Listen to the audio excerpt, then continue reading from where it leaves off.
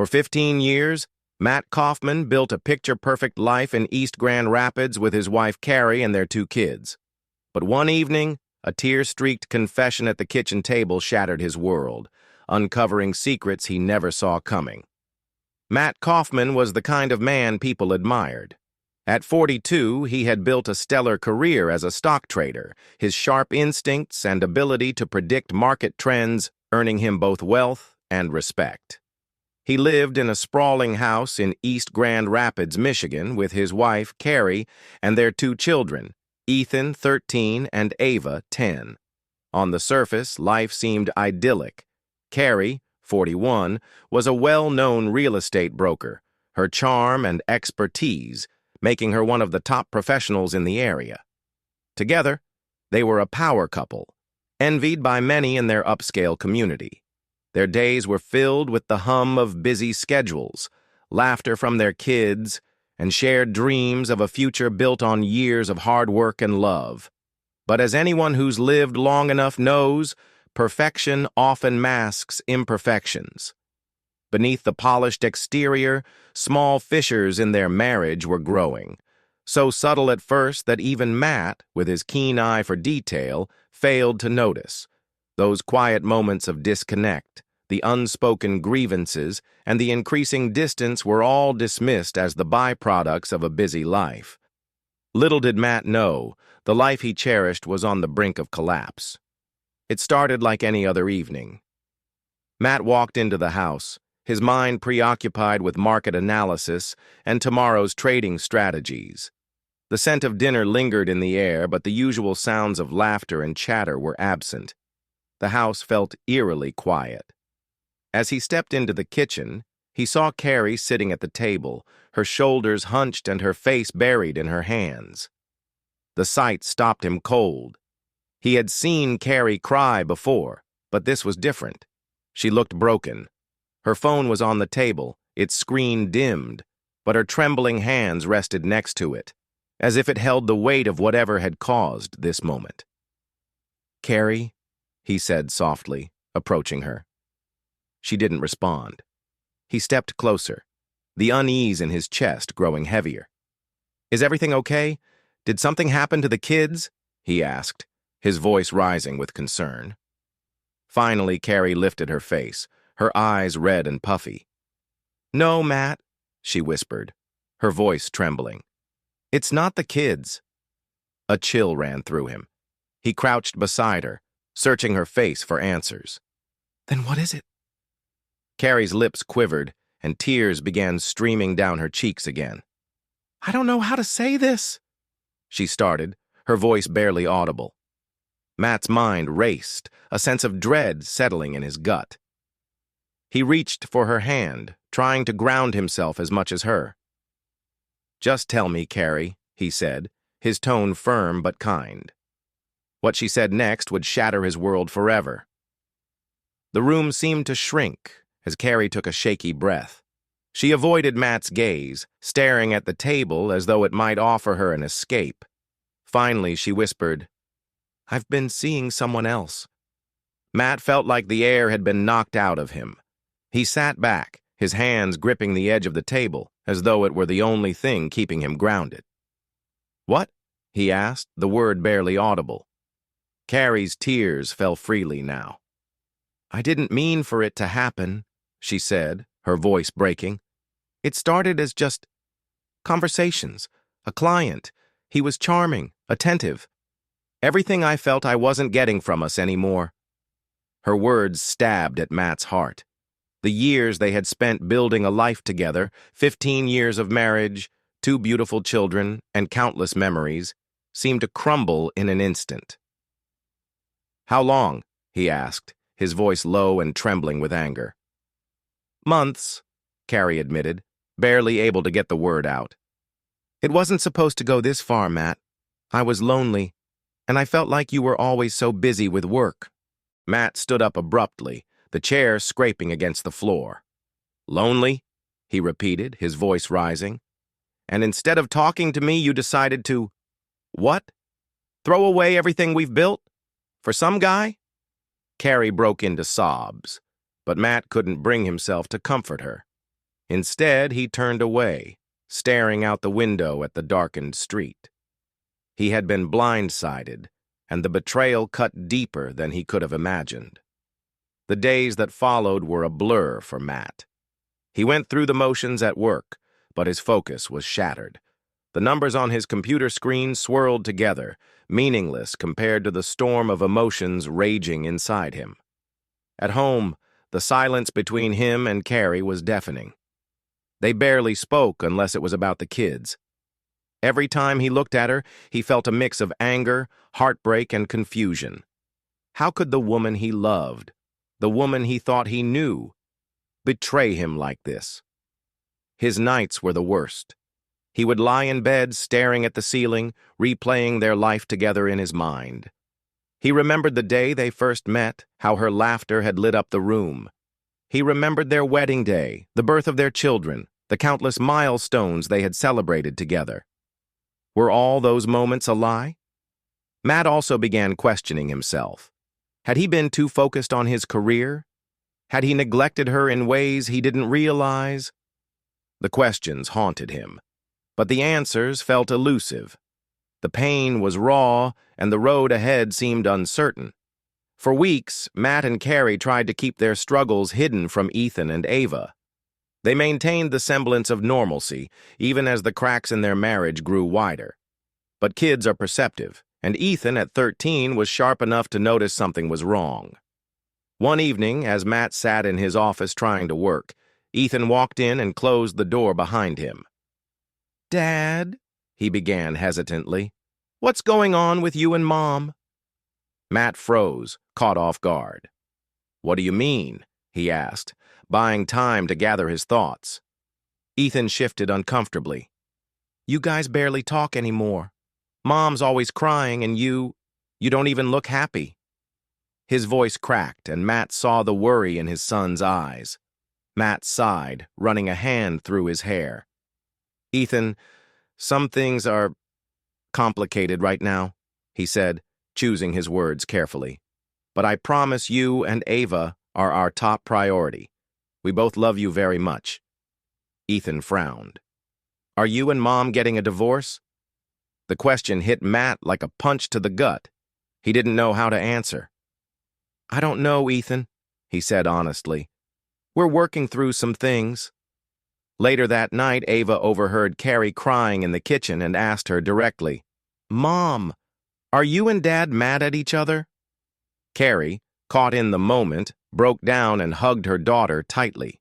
The truth was beginning to seep into their children's lives, and it only added another layer of pain to an already devastating situation. In the weeks that followed, Matt noticed Carrie retreating more into herself. She spent hours on the phone with her mother Diane, a woman with a complicated history of her own. Diane had always been a divisive figure in Carrie's life. A perfectionist and emotionally distant, Diane had instilled in Carrie a deep-seated fear of failure and an almost desperate need for validation. Matt had always thought Diane's influence was toxic, but Carrie's loyalty to her mother ran deep. One afternoon, Matt overheard a conversation between Carrie and Diane that made his blood boil. "You're not the only one to make a mistake like this," Diane said casually. "Your father and I had our issues too, but I stayed. You have to decide if he's worth it." It was the way she said it, dismissive, almost cold, that struck Matt. He realized how much Diane's worldview had shaped Carrie's actions. In a way, it wasn't just Matt and Carrie in this marriage. Diane's voice had always been there, whispering in the background. Matt confronted Carrie about it later. "Do you even want to fix this? Or are you just taking advice from your mother on how to bury it?" he asked, his frustration boiling over. Carrie looked at him with tear-filled eyes. "I don't know," she admitted. "I feel like I've been trying to be someone I'm not my whole life, and I don't even know who I am anymore." This revelation left Matt stunned. It wasn't just their marriage that was unraveling. Carrie herself seemed lost, trapped between who she was and who she thought she had to be. As the days turned into weeks, Matt wrestled with a storm of emotions, anger, betrayal, and sadness.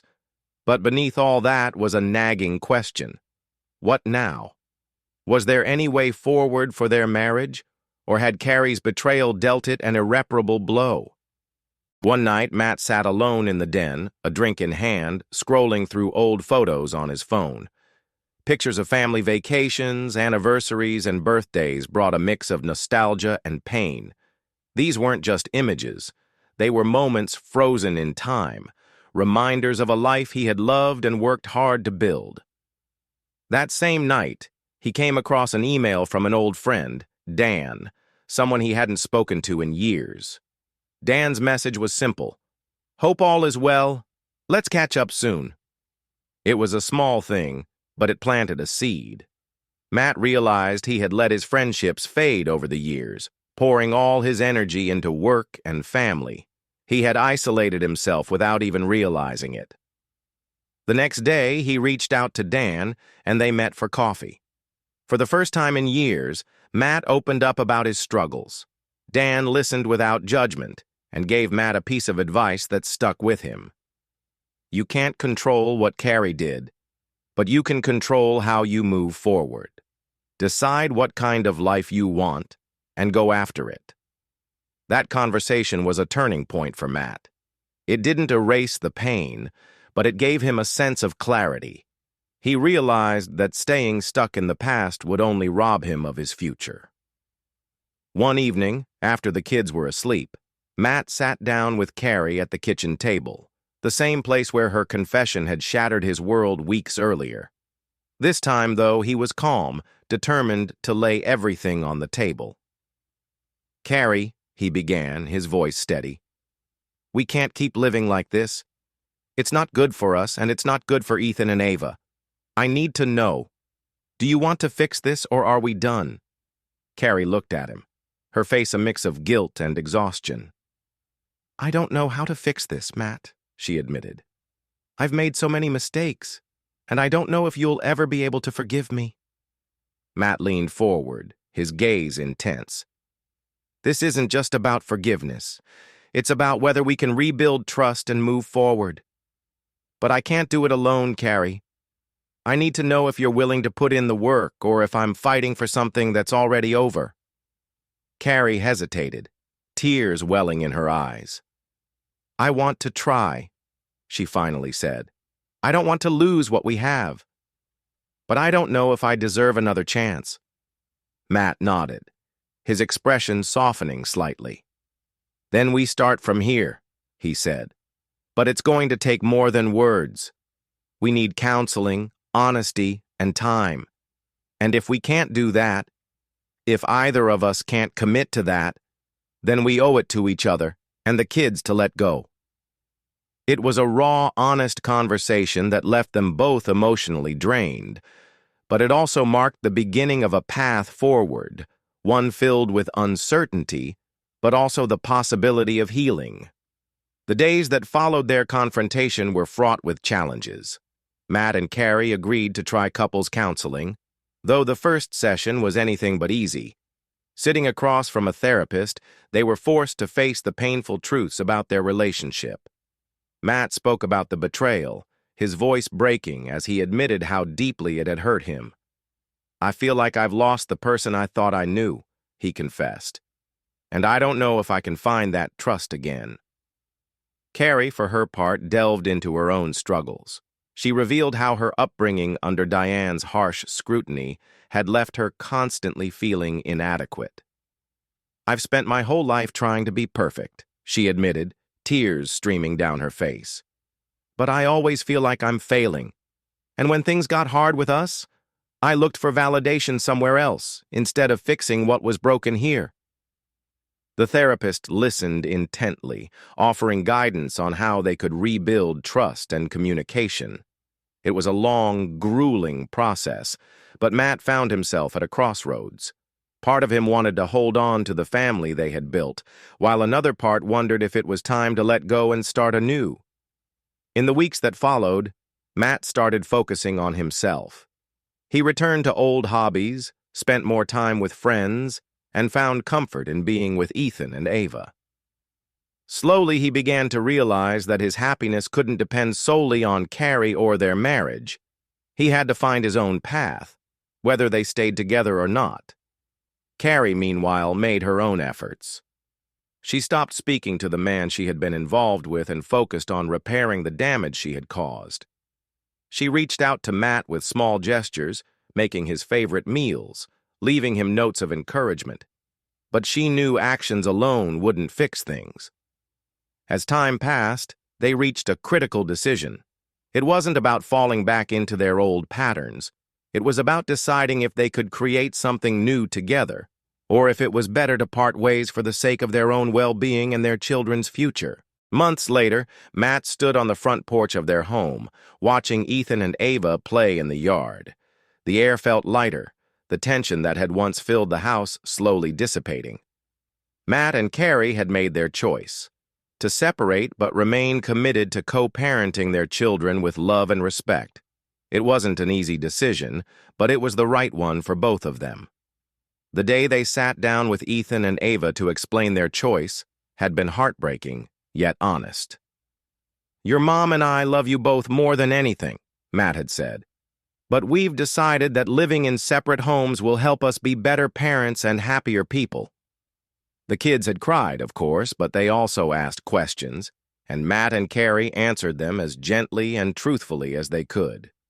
Over time, the new arrangement became their new normal. For Matt, the separation was both an ending and a beginning.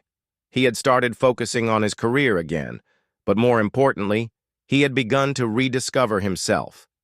He found joy in small moments, cooking dinner with Ethan, helping Ava with her science projects, and even meeting new people through social events. Carrie, too, began to heal.